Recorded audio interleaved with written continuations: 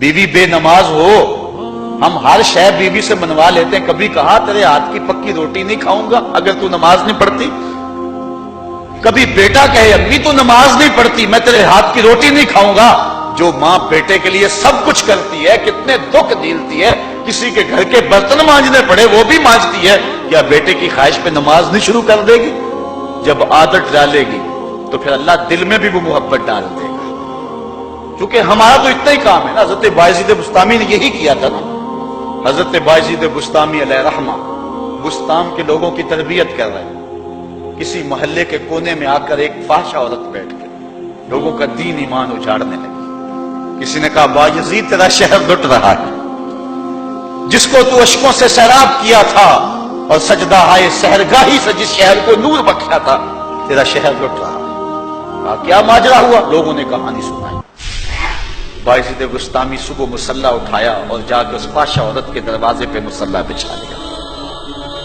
اب جو بھی گاہک آتا بایزید بسطامی کو بیٹھا ہوا دیکھ کے راستہ بدل لیتا. اس نے انتظار کیا، رات کے اندھیرے گہرے ہو گئے، آج کوئی گاہک ہی نہیں آیا. اس نے کھڑکی سے جھانک کر کے دیکھا ایک بوڑھا بابا بیٹھا ہوا ہے، ہاتھ میں تسبیح ہے، مصلی بچھایا ہوا ہے. نیچے اتر کر کے کہا بابا اللہ کو یاد کرنے کے لیے اور تھوڑی جگہ ہیں؟ تجھے میرے گھر کی گلی ہی ملی، میرا راستہ روک لیا. بابا کہنے لگا کیا مسئلہ ہے تجھے؟ کہا میرے گاہک رکے ہوئے ہیں. کہا آج میں تیرا گاہک ہوں، بتا تیری رات کی قیمت کتنی ہے؟ اللہ اکبر. حضرت بایزید بسطامی نے قیمت طے کی. اس کے گھر کی جب چھت چڑھنے لگے نا سیڑھیاں، لوگ دیکھ رہے تھے. کہا مالک اگر بایزید بھی اجڑ گیا تو روشنی کہاں سے لیں گے؟ بایزید بھی ایک فاحشہ عورت کے کوٹھے پہ چڑھ رہا ہے، اگر یہ بھی چراغ بجھ گیا تو زمانے کو اجالا کہاں سے ملے گا؟ لیکن قدرت کو کچھ اور ہی منظور تھا. اس سے کہا مصلی بچھا لے، جو میں کرتا جاؤں وہ کرتے جانا.